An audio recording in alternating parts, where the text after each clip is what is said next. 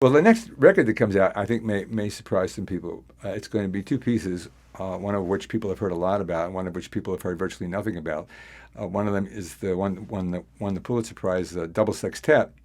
But one of the lesser noticed aspects of the piece, which a lot of people haven't heard because it isn't commercially recorded yet, oh, I mean, it's been recorded, but it hasn't been edited and released, is that it's really kind of a rock piece. I mean, it's really a rhythmic piece. It's the kind of piece you would have expected me to write 20 years ago. It's not what you generally expect from 70-year-olds.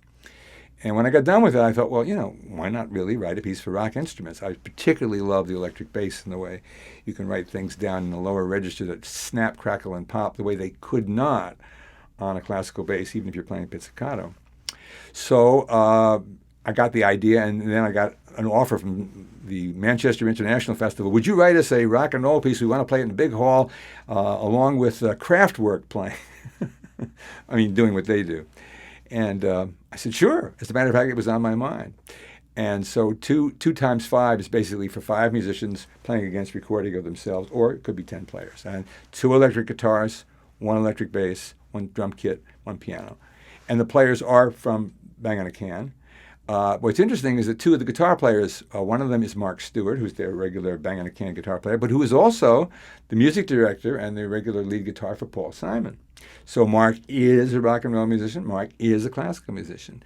And he's probably the first, chronologically, in terms of age, to be that way. The other guitar player is Bryce Desner, who is the one of the two lead guitars, along with his twin brother, of The National, which is an up-and-coming young rock band, and just did a big music theater piece out at BAM.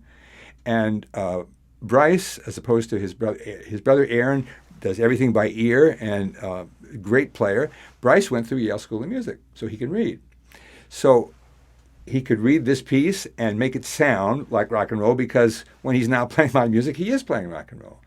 And so these guys, along with, let's say, Johnny Greenwood of Radiohead, who was trained originally as a violist at Oxford, represent a new generation of people who are, on Monday they play rock and roll, on Tuesday they play something completely notated, and that's who they are. It's not some, record producer's gimmick for trying to make a crossover product. It's simply the result of their own background, their own reality.